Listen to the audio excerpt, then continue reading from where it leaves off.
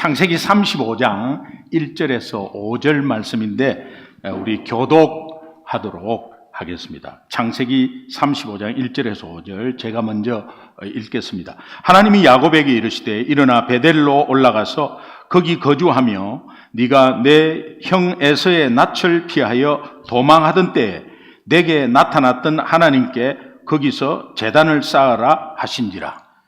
야곱이 이에 자기 집안 사람과 자기와 함께한 모든 자에게 이르되 너희 중에 있는 이방 신상들을 버리고 자신을 정결하게 하고 너희들의 의복을 바꾸어 입으라. 우리가 일어나 베델로 올라가자. 내 환난 날에 내게 응답하시며 내가 가는 길에서 나와 함께 하신 하나님께 내가 거기서 제단을 쌓으려 하노라 하매. 그들이 자기 손에 있는 모든 이방 신상들과 자기 귀에 있는 귀고리들을 야곱에게 주는지라. 야곱이 그것들을 세겜 근처 상수리 나무 아래에 묻고 5절 다 같이 함께 읽겠습니다. 같이 시작. 그들이 떠났으나 하나님이 그 사면 고을들로 크게 두려워하게 하셨으므로 야곱의 아들들을 추격하는 자가 없었더라. 아멘. 예. 하나님의 살아계신 말씀입니다. 제가 이 말씀 지난주에 이렇게 묵상하면서 야곱에 대해서 좀 더 이렇게 많이 찾아보았고 또 우리가 알고 있었던 내용들이 다시 한번 더 새롭게 다가오는 순간 조금 제 사는 환경들을 좀 바라봤어요. 그리고 저를 한번 돌아보는 시간이 있었습니다.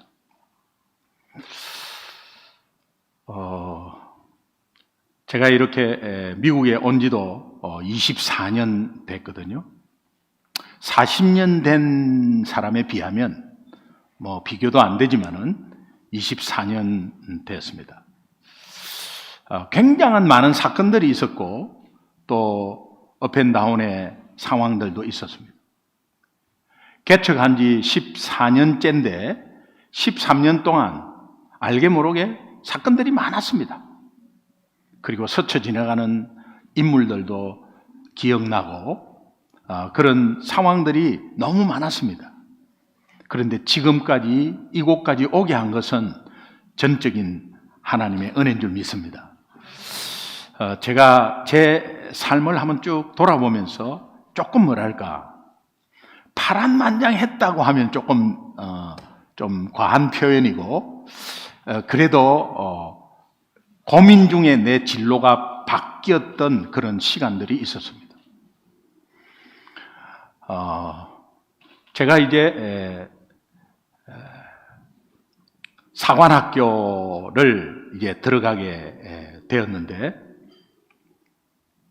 지금 생각하면 사관 생도 시절 19살, 20살, 21살, 22살 요 군대 요 초기에 한참 이 힘이 있을 때 사관학교 4학년 교육이 지금까지 온 것 같습니다. 그때 머리 8대2가 지금까지 8대2로 그대로 변함이 없습니다. 저희 버킷리스트가 하나 있는데 꼭 제가 은퇴하면 꽁지머리 한번 할 겁니다. 꽁지머리 하고 싶습니다. 은퇴하기 전에 한번 할까요? 돌아보면 하나님이 그때 예수 안 믿을 때인데도 다 이렇게 예비시키고 준비시켰구나. 자, 사관학교 1학년 생활은 굉장히 힘듭니다. 특별히 육군사관학교, 해군사관학교, 공군사관학교가 있는데 해군사관학교가 굉장히 힘듭니다. 잡타가 공인하는 거예요. 왜? 거기에 해병대가 나오기 때문에 이 해병대 마린코 해병대 훈련이 그대로 적용되고 당시에는 구타가 있었습니다. 실제 때리는 것이 공식화가 되었습니다. 그래서 얼마나 심한 건 구타가 있었냐 하면 제가 4년 동안 있을 때 2명이 죽었습니다. 제 동기가 후배를 때려가지고 죽였고 또 제 선배가 후배를 때려서 제 4년 있는 동안에 두 사람이 사관생도가 맞아서 죽었습니다.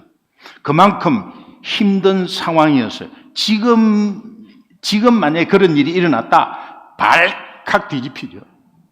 정치권은 요거 건수 잡았다고 하고 발칵 뒤집히죠. 그런데 그때는 선배가 후배를 지도한다라고 하면서 끝내버렸어요. 그런 시절이 있었습니다. 자, 사관생도 1학년은 굉장히 힘든 것은 2학년, 3학년, 4학년에 눈들이 있어가지고 계속 지적당합니다. 지적당하는 것에 늘 긴장하고 있습니다. 그리고 땀이 멈추질 않아요. 항상 줄줄줄 흘러요. 그래서 사관생도의 근무복 뒷면에는 허옇게 그림자가 있어요. 소금입니다, 소금. 예, 다. 그래서 샤워를 해도 계속 뛰니까. 2학년이 되면 1학년을 1대1로 매칭합니다. 그래서 지도합니다. 그리고 4학년을 비서처럼, 종처럼 섬깁니다. 1대1로. 그러니까 2학년은 굉장히 바쁩니다. 1학년 지도하랴, 4학년 섬기랴. 4학년은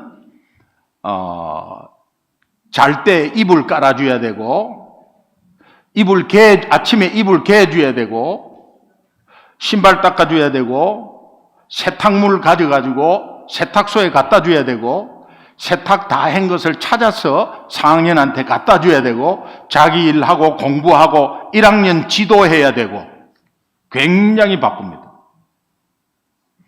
만약에 1학년이 선배한테 지적받았다가 선배가 이렇게 묻습니다. 네 매칭이 누구야? 이렇게 묻습니다. 그러면 매칭이 김기동 생도입니다. 이러면 저는 엄청나게 터집니다. 왜? 1학년 지도를 네가 교육을 잘못 시켰어. 저렇게 잘못하고 있다고. 이제 이런 식이 2학년입니다. 그리고 2학년 시절을 보내고 이제 3학년이 되면은 실수라는 걸 용납을 못 합니다. 실수하면 단칼에 그냥 엄청난 이 데미지가 와요. 그러니까 4학년과 3학년 사이는 굉장히 겁나는 사이예요. 한 학년, 1살 차이잖아요. 근데 4학년이 3학년은 실수를 용서를 하지 않습니다. 1학년은 귀엽게 보고 2학년은 바쁘다고 너그럽게 봐주는 경우도 있는데 3학년은 절대 봐주지 않습니다. 그러니까 3학년 때는 힘든 것이 아니라 이미 수준에 올라와 있기 때문에 그냥 괜찮아요. 그래서 생도 생활이 굉장히 바빠요.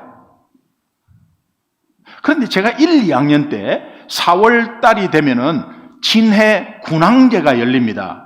군항제가 열리면은 이제 군대 시설을 조금 오픈하고, 그 다음에 벚꽃이 진해가 엄청 많기 때문에 벚꽃 축제가 열립니다.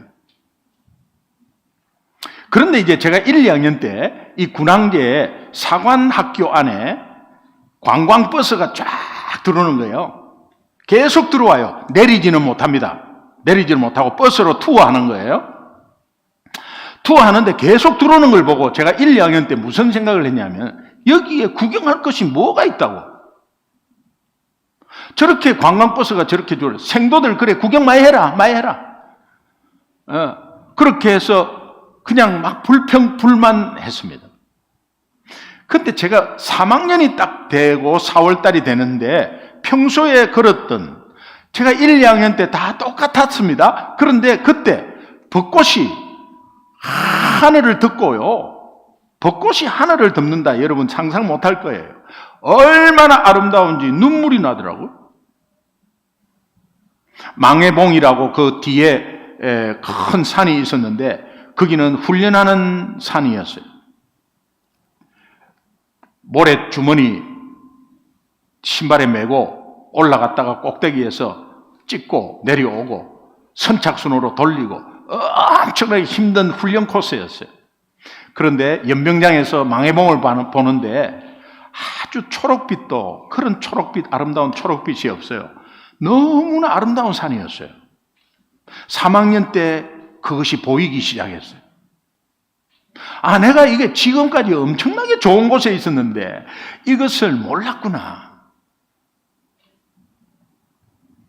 마음의 여유가 없는 거죠. 여러분, 여러분의 이민 생활 어떻습니까? 단 하루도 모시는 사람이 있습니다. 그게 잘못됐다는 게 아니고 마음의 여유가 없습니다. 긴장 가운데 있고 정말 주변에 좋은 공원이 있는데 1년 내에 공원 한번 누리지 못하고 우리가 이민생활의 삶에 여유가 없습니다. 그러나 이것이 물질의 여유가 없다고 여유가 없느냐? 아닙니다. 마음의 여유가 없고 결국은 마음에 평안이 없기 때문에 삶이 굉장히 분주합니다. 일이 바쁜 것이 아니라 마음이 바쁜 거예요. 여러분 솔직하게 한번 돌아보세요. 마음이 바쁜 거예요. 그러니까 주변 환경에 대한 감사가 없습니다. 주변 환경에 대한 감사가 없다는 것은 불평불만이 거기에 더 많이 들어가 있어요. 그 포션이 불평불만이 많은 거예요. 모든 영어권에 제가 집회를 가보면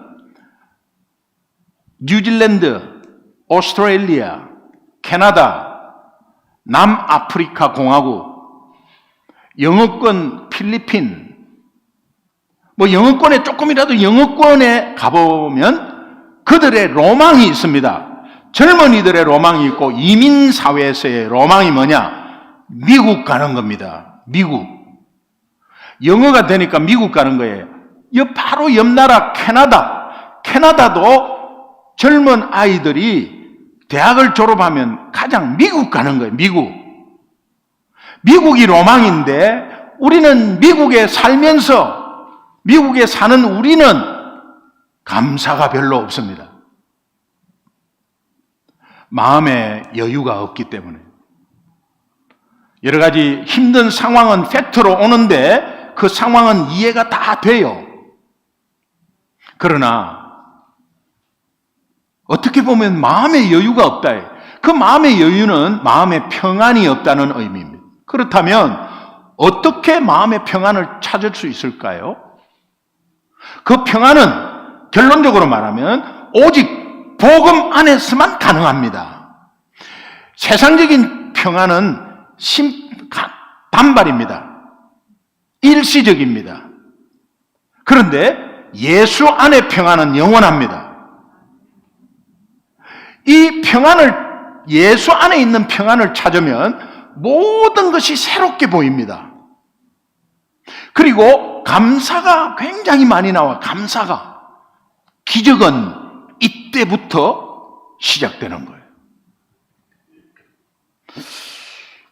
저희 이민생활 이제 24년인데 온갖 일이 있었습니다. 그러나 돌이켜보면 모두가 하나님의 은혜였음을 고백합니다. 여러분도 마찬가지일 거예요. 그런 의미에서 제 인생을 한번 지나온 삶을 기억해 봤습니다. 제가 오늘 본문의 야곱을 묵상하면서 이렇게 계속 연결이 되었습니다. 제 인생에 지나온 삶을 기억해 보면 나름대로 야곱과는 비교는 안 됩니다. 그런데 나름대로 파란만장한 인생을 살았어요. 찢어지게 가난한 시절이 있었습니다. 저는 6살 때부터 꿈이 있었는데 의사였어요. 의사. 자라면서 꿈이 변화되는데 꿈은 변화하지 않았습니다. 초등학교 때 의사, 중학교 때 의사, 고등학교 때 의사였어요. 왜 제가 의사의 꿈을 품었냐 하면 지난번에도 말씀 한번 드렸을 거예요. 저희 아버지가 성격이 급해. 그리고 무서워요. 그리고 고함을 한번 지르면 그냥 혈압이 올라가지고 기동아, 6살짜리한테 기동아, 아버지하고 병원 좀 가자. 다른 사람한테는 자존심이 상했는지 6살짜리 아들을 데리고 갑니다. 중간에 가다가 쓰러지면 아들이 엄마한테 알리는 거는 분명히 할 거고, 그러니 기동아, 아버지하고 병원 좀 가자. 그래갖고 동네 작은 병원에 들어갔습니다. 이거는 여러 번 있었습니다. 그런데 동네 작은 병원에 그 의사 선생님 앞에 저희 아버지가 딱 앉아있는 모습은, 그렇게 무서웠던 아버지가 의사 앞에서는 순한 양이 되어 있는 거예요. 그때 저는 의사 되어야 되겠다, 이런 마음을 어릴 때부터 품었습니다. 그리고 계속해서 고등학교 때까지는 어떤 마음이 있었느냐, 그래, 우리 아버지 같은 사람이 내 앞에 오면은 굉장히 순한 양이 되겠지, 나는 그런 것으로 사람을 격려해야 되겠다, 이런 마음이 있었어요. 이제 그런 꿈이 있었는데, 이것이 가정 형편상 그 꿈을 접어야 하는 순간이 왔을 때 여러분이 어떤 마음이 들겠어요? 이게 순간적으로 생긴 꿈이 아닙니다. 그리고 그거를 위해서 온 노력을 기울였습니다. 그런데 저희 아버지가 어머니한테 기동이 의대 못 보낸다, 6년 동안 무슨 수로 보내냐, 우리 어머니 허리가 끊어지더라도 보낼라요. 지가 공부해갖고 가겠다는데 부모가 가지 말라는 게 말이 됩니까? 나는 허리가 끊어지도 보낼라요 하는 그 소리를 딱 듣자마자 제가, 나 의대 가면 어머니 허리 끊어지는 거 아니에요. 접어야 되겠다는 생각이 들었어요. 그때 고민 너무 많이 했어요. 1년 동안. 그래 고민하고 나서 찾은 것이 4년 동안 먹여주고 재워주고 입혀주고 품위 유지비까지 주는 사관학교라는 것을 찾게 되었습니다. 공짜 공부. 그래서 거기에 엄청난 훈련이 있어도 나는 살아야 돼, 나는 여기서 나가면 안 돼, 그런 가운데서 아주 서바이벌로 살았습니다. 맞아도 아침에 자고 일어나서 배를 맞기 시작하는데 살아야 되니까 자기 전에 윗몸 일으키기를 100개를 하고 잡니다. 100개를 하고 매일 100개 해보세요. 그러면 팅팅 튕겨요, 배가. 아무리 때려도 괜찮습니다. 그렇게 해서 군인 생활을 하다가, 이 군인 생활을 하다가 길이 바뀝니다. 그때 고민 없겠습니까?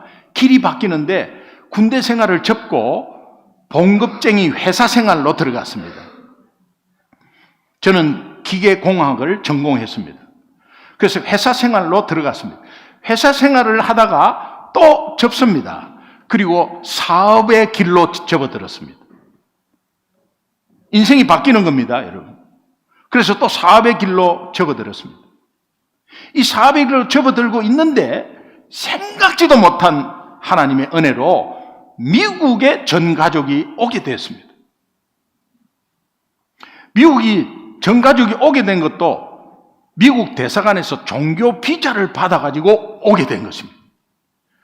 사역자도 아니고 목사도 아니고 신학교도 안 갔는데 종교 비자를 미국에서 받은 것은 케이스가 제 한 건밖에 없습니다. 지금도.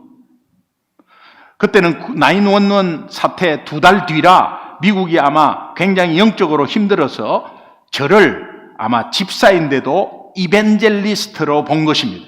그래서 미국으로 보내자고 아마 결정 난 것 같아요. 그래서 우리 가족이 다 미국으로 오게 되었고 생각지도 않은 신학을 하게 됐어요. 미국 가서 신학하자 이런 거 전혀 없었습니다. 신학을 해도 나는 목사가 되겠다, 전혀. 근데 신학하고 나서 목사 안수를 받고 나서 이제 교회를 개척해야 되겠다, 처음부터 전혀 생각도 안 했어요. 그런 가운데 목회자가 되어서 지금 이곳까지 왔습니다. 제가 설교 준비하면서 한번 생각해 본 거예요. 자, 여러분도 나름대로의 파란만장한 개인적인 삶이 다 있었을 겁니다. 아니, 지금도 그런 삶이 진행되고 있는 분도 있을 거예요. 그런데 어느 누구보다도 파란만장했던 인생을 산 성경에 나온 대표적인 인물이 있습니다. 그것이 오늘 본문의 야곱이에요. 아브라함 파란만장했습니다. 이삭 파란만장했습니다. 요셉 파란만장했습니다. 그런데 여기에 대표적인 인물이 야곱이 인생에 나오는 것은 야곱의 어떤 사건을 통해서 우리는 그 인생이 얼마나 힘들었겠나라는 것을 알 수가 있습니다. 그는 자기 입으로 험악한 인생을 살았다고 고백했습니다. 이렇게 고백한 사람은 없습니다. 성경에 본인이 고백했습니다. 야곱의 험악한 인생 다 아는 거지만 간략하게 요약해 볼까요? 그가 장자의 축복을 받기 위해서 형 에서와 아버지를 속였습니다. 그것 때문에 형 에서에게 쫓겨서 스스로 집을 나온 거 아닙니다. 형 에서에 쫓겨서 도망 나와서 20년 동안 나그네 생활을 했습니다. 오랜 시간 외삼촌 라반의 집에서 더부살이 얹혀 사는 생활, 굉장히 불편했고 눈치 보였을 거예요. 그런 생활을 했어요. 그 생활 속에서 속아서 결혼한 경험도 있습니다. 하란에서 떠나서 이제 세겜에 머무는데, 이 세겜에 살 때, 세겜이라는 의미가 굉장히 큽니다. 세겜에서 살 때 딸 디나가 강간을 당하는 치욕적인 경험을 하게 돼요. 집안 가문의 치욕적인 수치였어요. 그리고 야곱의 노년에 막내 아들 요셉이 죽은 것은 아니지만 죽은 줄로만 알았던 야곱이 자식을 잃은 슬픔을 13년 동안 간직합니다. 굉장히 아마 힘든 시간이었을 거예요. 그리고 흉년 때문에 먹고 살기 힘들어서 말년에 나중에 나이 들어서 타국에 이민 생활을 했습니다. 여러분, 50만 되어도 미국에 이민 오면 힘들어요. 그런데 그 엄청난 나이에 야곱은 타 나라에 이민을 오게 되고 그 이름 그대로 속이고 속는 인생 가운데 나그네와 같은 생활을 하다가 타국에서 결국은 뼈를 묻는 인생이 되었습니다.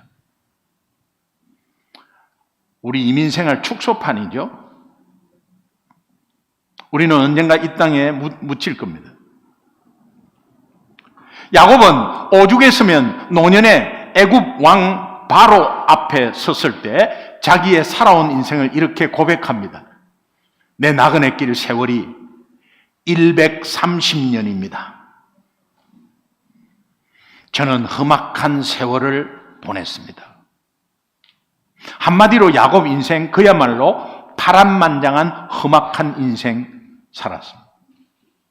야곱의 인생 중에 특별히 제가 말씀드린 딸 디나가 히위족 속 하몰의 아들 추장 세겜, 이 세겜에 강간당하는 사건을 성경은 창세기 34장 전체를 말합니다. 사건 하나에 34장 전체를 이야기하는, 얼마나 중요하다. 사실은 디나의 강간 사건도 디나가 너무 세겜이 화려하고 그러니까 쓱쓱 기웃거리다가 강간당한 거예요. 이 사건은 야곱 가문에서 큰 충격이었습니다. 여러분, 이런 강간 사건이 아니더라도 여러분의 어떤 인생에서 획을 긋는 충격적인 사건들이 있었을 거예요. 이에 정말 이 디나의 강간으로 인해서, 강간당한 걸로 인해서 이 분노한 오빠들, 같은 배에서 나온 오빠가 2명 있었는데 시므온과 레위입니다. 그 레위가 하몰과 세겜을 찾아가서 할례받지 못한 민족과는 사돈을 맺을 수 없습니다. 내 동생을 줄 수 없습니다. 그러면서 그때 왜 우리 동생을 강간을 했냐라고 말할 수 없었던 게 세력들이 굉장히 많았기 때문에, 그러나 사돈을 맺을 수 없습니다. 단 하나 조건이 있다면 세겜의 남자 모두가 할례를 받으면 사돈을 맺겠습니다. 세겜이 급해가지고 디나가 너무 예쁘니까 자기 사람으로 만들기 위해서 추장이 우리 모두 할례 그까짓 거 받읍시다. 그렇게 해서 20세 이상 모든 남자가 세겜 족속이 다 할례를 받습니다. 할례를 받고 나서 3일 뒤에 꼼짝 못합니다. 꼼짝 못합니다. 이것을 통해서 3일이 되었을 때 시몬과 레위가 꼼짝 못하는 세겜 남자들을 다 그냥 죽입니다. 손도 못 씁니다. 그냥 다 죽입니다. 이런 보복 살인이 일어나게 된 것입니다.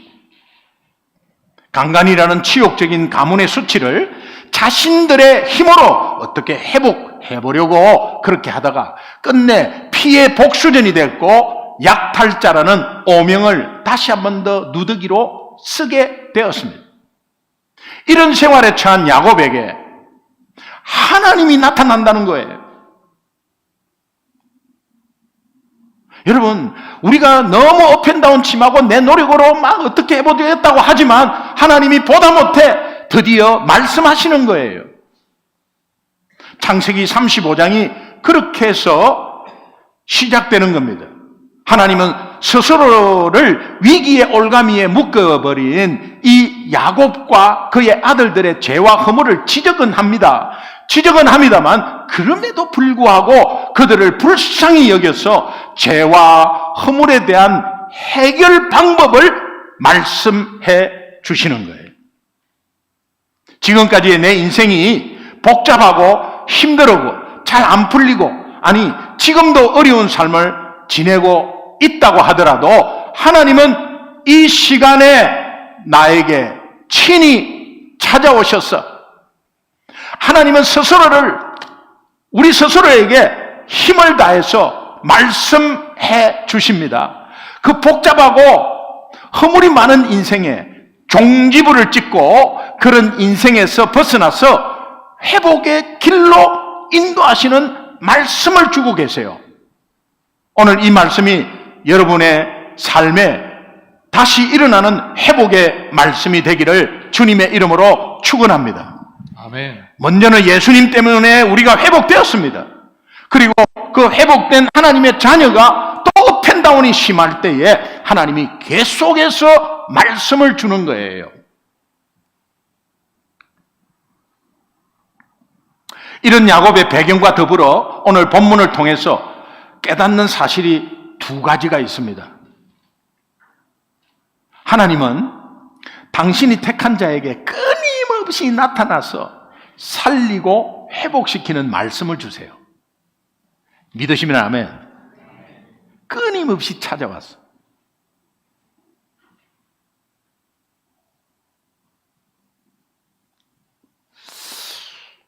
오늘 우리 유스에 이렇게 앉아 있는데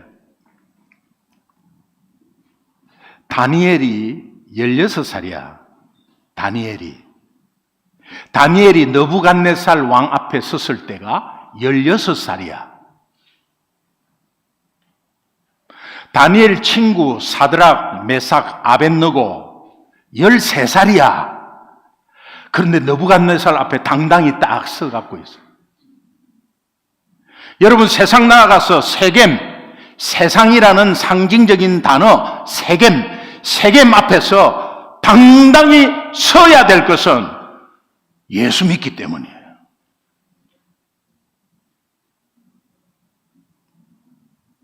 하나님은 우리에게 넘어지고 자빠지고 넘어지고 실수해도 계속적으로 살리고 회복시키는 말씀을 주시고 있다는 거예요.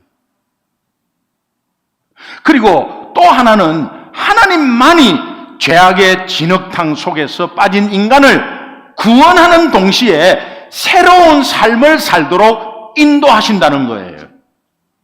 믿으시면 아멘. 이런 맥락에서 본문의 시작은 하나님이 야곱을 살리고 회복시키는 4가지 조치를 취해줍니다. 알려줍니다. 여기에서 야곱 하면 나를 대입하셔야 돼. 야곱 하면 나를 대입하셔야 됩니다. 하나님이 야곱을 살리고 회복시킨, 다시 말하면 하나님이 나를 살리고 회복시키는데 4가지 조치를 알려주시는데 귀담아 들으세요. 창세기 35장 1절을 천천히 함께 한번 읽겠습니다. 같이 읽습니다. 시작. 하나님이 야곱에게 이르시되 일어나 베델로 올라가서 거기 거주하며 네가 내 형 에서의 낯을 피하여 도망하던 때에 내게 나타났던 하나님께 거기서 제단을 쌓으라 하신지라. 첫 번째, 일어나.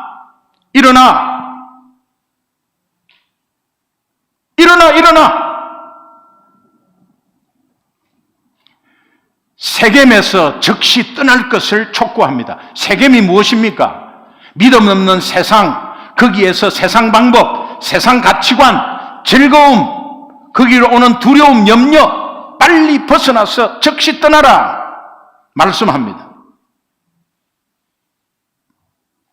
두 번째, 하나님은 우리에게 즉시 일어나서 라는 이 말을 가지고 왜 일어나라고 했겠어요? 내가 지금 향하고 있는 땅이 벳엘 하나님의 집이 아니라 세겜 땅, 세상적으로 향하고 있지 않는가 한번 생각해 보시고, 여러분이 이미 세겜 땅에 도착해서 그곳에서 좋다고 머물러 있는 그런 신앙이 되면 안 된다는 뜻이에요. 그 세겜은 세속적인 즐거움, 두려움, 염려, 게으름, 핑계대고 합리화시키고 하는 것에서 머물고 있으면 안 된다는 거예요. 그래서 두 번째는 베델로 올라가서 야곱이 20년 전에 하나님이 함께 하심을 깨닫고 아침에 일어나서 돌베개로 기둥을 삼고 기름을 부어서 하나님 앞에 맹세했던 곳이 벳엘, The House of God, 하나님의 집이라는 거예요. 하나님, 그때 야곱이 이런 기도를 했습니다. 하나님, 제가 무사히 집으로 다시 돌아오게 해주신다면 이곳 베델에서 기름을 붓고 제사를 드리고 11조를 드리겠습니다 라고 서원했던 곳 벳엘. 하나님이 그 베델로 올라가라고 하십니다. 바로 첫사랑의 회복을 말씀하시는 거예요. 베델은 야곱이 가장 힘들고 괴로울 때 뜨겁게 하나님을 만난 장소입니다. 저나 여러분도 어렵고 힘들었을 때 하나님을 뜨겁게 만나서 서원한 기억이 있을 거예요. 이런 거 많이 하잖아요. 하나님, 이번 일만 잘 되면요. 하나님, 이것만 해결해 주세요. 그러면 이 고비만 좀 넘기게 해주시면 그러면 제가 하나님을 위해서 살겠습니다. 제가 다 드리고 헌신하겠습니다. 이렇게 고백한 적이 있지 않습니까? 그러면 그 고백을 하나님이 들으시고 불쌍히 여겨서 그 문제를 해결해 주었을 때 막상 나의 마음은 너무나 쉽게 그 고백했던 것을 잊어버립니다. 여러분이 경험한 그 첫사랑 이제 꼭 회복하기를 원해요. 야곱은 그때 하나님께 순수하고 진실한 자신의 신앙을 고백하고 서원한 이 장소 베델, 하나님은 언약 후손의 가문에 그 가문이 세속에 휩쓸려서 하나님의 명예를 실추시키는 것을 더 이상 보고 있을 수 없었기에 그들을 회복시키기 위해서 베델로 올라가라고 하신 것입니다. 베델로 올라가는 것, 첫사랑의 회복입니다. 세 번째, 제단을 쌓으라, 이렇게 조치를 취합니다. 제단은 희생제물의 피를 통해서 피를 드림으로 인해서 죄악된 인간이 용서받고 거룩한 하나님과 교제하는 복된 곳이 제단입니다. 제단. 이곳은 오늘 우리에게 적용하면 영적 회복과 하나님의 관계 회복이 있는 예배 드리는 곳이라는 것. 이곳에서 드리는 예배를 사모하고 소중히 여길 때 마음과 정성을 다해 드리는 예배, 제단을 쌓는 거예요. 결국 예배 회복을 말씀드리는 거예요. 예배 회복. 예배 회복은 여러분이 먼저 해야 될 것은 예배 시간 잘 지키세요. 그렇다면 하나님이 야곱에게 알려주신 조치를 이행하기 전에 야곱은 들었습니다. 그러면 야곱이 자기가 해야 할 일을 이행합니다. 그것이 창세기 35장 2절 말씀이에요. 함께 읽겠습니다. 2절 시작. 야곱이 이에 자기 집안 사람과 자기와 함께한 모든 자에게 이르되 너희 중에 있는 이방신들을 버리고 자신을 정결하게 하고 그들의 의복을 바꾸어 입어라. 한마디로 말하면 회개하라는 거예요. 회개. 야곱이 먼저 해야 할 일은 첫 번째 이방 신상을 버려라. 버려야 된다. 이방신들과 관계를 끊어라. 우상숭배 금지.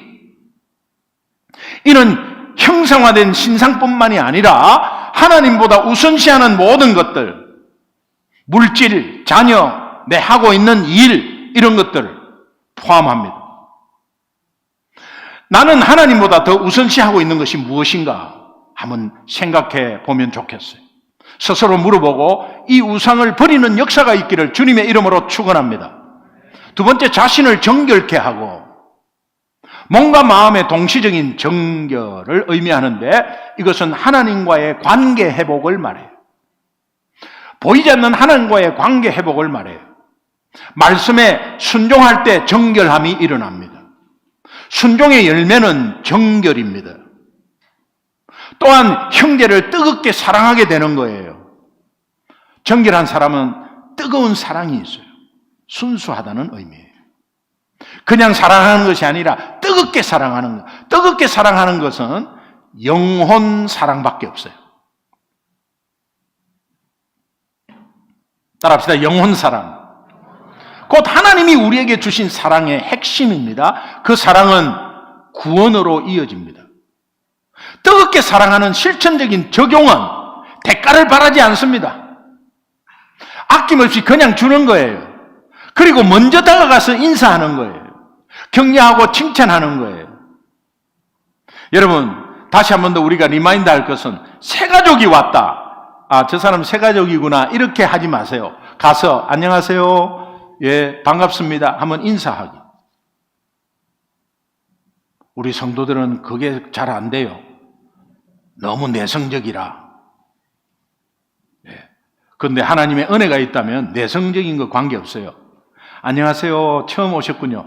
제가 처음 뵙는 분 같은데 안녕하세요. 예, 예배 함께 드려서 너무 감사합니다. 이렇게 찾아가서 인사하시는 거예요. 정결한 사람이에요. 뜨겁게 사랑하는 거예요. 하나님이 이런 것들을 다시 한 번 더 리마인드 하는 것이 베드로전서 1장 22절 말씀이에요. 베드로전서 1장 22절 너희가 진리를 순종함으로 하나님 말씀을 순종함으로 너희 영혼을 깨끗하게 하여 거짓이 없이 형제를 순수하게 사랑하기에 이르렀다. 이것이 마음으로 뜨겁게 사랑하는 거다. 그걸 뜨겁게 사랑한다고 이렇게 이야기해요. 세 번째, 의복을 바꾸어 입어라. 이 명령은 영적, 도덕적, 내적 정결을 외적으로 나타내 보이라. 네 믿음을 삶으로 증명하라. 회개를 통한 변화를 말하는 거예요.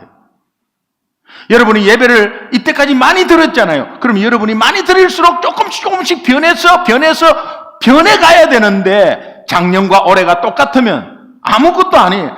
예배 아무것도 아니었어. 의복을 바꾸어 입어라. 다시 말하면 죄와 사망의 권세 아래에 있었던 지난날의 삶과 신분을 벗어버리고 생명의 성령의 법이 지배하는 하나님의 자녀로서의 새로운 삶을 결단하라. 이 말의 의미를 잘 나타낸 성경 구절이 너무나 잘 알고 있는 우리 고린도 후서 5장 17절 단번에 딱 말씀하시는 거예요. 그런즉 누구든지 그리스도 안에 있으면 새로운 피조물이라. 이전 것은 지나갔으니 보라 새 것이 되었도다. 아멘을 그렇게 가르쳐도 말씀이 선포되는데 가만히 보고만 있다면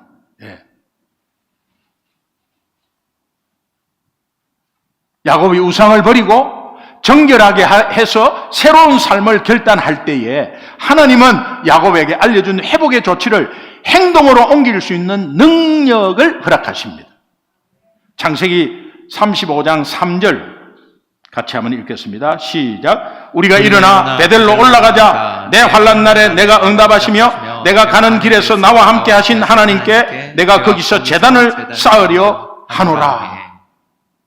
이제 행동으로 옮기는데 우리가 일어나 베델로 올라가자. 이 외침은 파란만장했던 야곱 자신의 과거를 뒤돌아보면서 온갖 어려움과 괴로움 속에서도 야곱이 가는 길에 함께 하셨던 하나님. 야곱 하는데 여러분 자꾸 대입하셔야 돼. 계속. 그래야 말씀은 따라옵니다. 그 하나님을 기억하며 야곱 자신의 믿음을 행동으로 옮기려는 이 선언의 결단. 이것이 내가 지금의 이 모습 이대로는 안 된다 이제. 하나님을 가까이 하는 시간을 이제는 매일 가져야 하겠다. 한마디로 믿음의 회복의 결단이에요. 제단을 쌓으려 하노라. 하란에서 돌아온 지 10년. 그 세월이 흘렀고 집을 떠나온 지 20년. 그 야곱은 자신이 집안을 일으켜야 했다는 강박관념을 가지고 악착같이 살았습니다. 그러다 보니 하나님께 제단 쌓는 일을 잊어버리고 전혀 하지 않았어요. 과거에 예수 잘 믿다가 이민 와서 힘들어서 악착같이 살다가 예배를 잃어버린 사람 많습니다. 자기 일과 가정의 책임 무게 때문에 살다가 너무 바빠서 하나님께 드려야 할 예배를 놓치고 있지는 않은지를 한번 돌아보시면 좋겠어요. 야곱이 자신의 일과 집안을 번창케 하는 번창케 해주시는 실제적인 분이 내가 아니고 하나님임을 인식했다면 계속 예배를 드렸을 거예요. 우선순위 프라이어리티를 예배로 두었을 거예요. 근데 야곱은 받은 첫사랑을 기억했다면 절대로 예배를 놓치지 않았을 거예요. 이제 야곱은 이것을 절실히 깨닫고 다시는 예배를 놓치지 않겠습니다. 결단을 하게 된 것입니다. 실제 행동으로 옮기는 야곱이 4절에 나와요. 4절 보시면 그들이 자기 손에 있는 모든 이방 신상들과 자기 귀에 있는 귀고리를 야곱에게 주는지라 야곱이 그것들을 세겜 근처 상수리 나무 아래에 묻고. 이제 야곱의 아들들이 야곱의 아버지의 말을 듣고 다 이제 우상을 가져 나옵니다. 귀에 있는 귀고리, 액세서리가 아닙니다. 이게는 일종의 간이용 우상이야. 간이용 우상. 템포러리 아이돌이에요. 그런데 간이용 우상을 이 아들들이 야곱에게 준다는 의미는 이미 마음적으로 이미 우상을 청산했다는 거예요. 저희 어머니가 예수 믿고 나서 47년 절에 다니고 나서 예수 영접하는 순간 갑자기 일어나서 방으로 들어가더래. 그래서 불상을 다 가지고 나오고 염주를 다 가지고 나오고 불경책 6권을 가지고 나오더래. 이거 다 처분합니다. 그래서 거기에 전도하신 작은 교회 목사님 사모님이 염주하고 불상은 우리가 가져갈게요. 불경은 할머니가 소각장에서 직접 태우세요. 그래서 태웠답니다. 태우면서 우리 어머니가 이래요. 부처님 미안합니다. 이제 내가 진짜 하나님을 만났어요. 그런데 부처님 너무 섭섭하게 생각하지 마세요. 그랬대요. 완전히 깨끗하게 청산하는 것은 다 내놓는 거예요. 상수리 나무에 묻고 하는 이 의미는 상수리 나무의 단어가 원문을 보니까 그 앞에 정관사 드가 붙습니다. 이 말은 뭐냐? 이미 한번 나왔던 그 상수리 나무라는 뜻이에요. 이거는 뭐냐? 아브라함이 가나안 땅 세겜에 들어왔을 때 아브라함이 처음으로 하나님을 만났던 장소 현장에 있었던 나무, 상수리 나무예요. 다시 말하면 조상의 유서 깊은 역사들을 일깨워주는 기념비적인 나무 아래에 그것을 묻었다는 의미가 있어요. 이 행위는 두 가지 의미가 있어요. 우상숭배를 완전히 청산하고 아브라함이 간직했던 그 순수한 신앙으로 복귀하겠습니다. 믿음의 아버지, 믿음의 조상, 그 믿음을 다시 가지겠습니다. 이런 뜻이고, 두 번째는 하나님의 언약 앞에서 모든 우상들은 묻혀있는 죽은 시체와도 같다. 아무 힘도 못 쓰는데 내가 이것을 붙잡고 계속 있었다.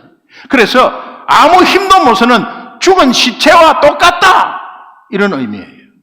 묻어버려요. 여러분의 삶을 좌우되는 우상이 뭐예요?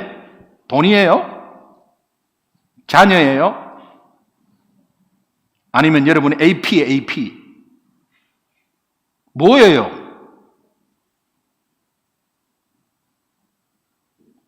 학군? 아이들한테 자꾸 그런 말 하지 마세요. 속으로 생각하세요. 세상 가치관 가르쳐 주는 거예요.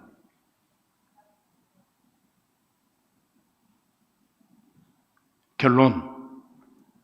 야곱의 이런 믿음의 결단이 행동으로 옮겨질 때 큰 위기 속에서도 야곱과 그 가문을 하나님이 어떻게 인도하시는가를 한번 보십시오.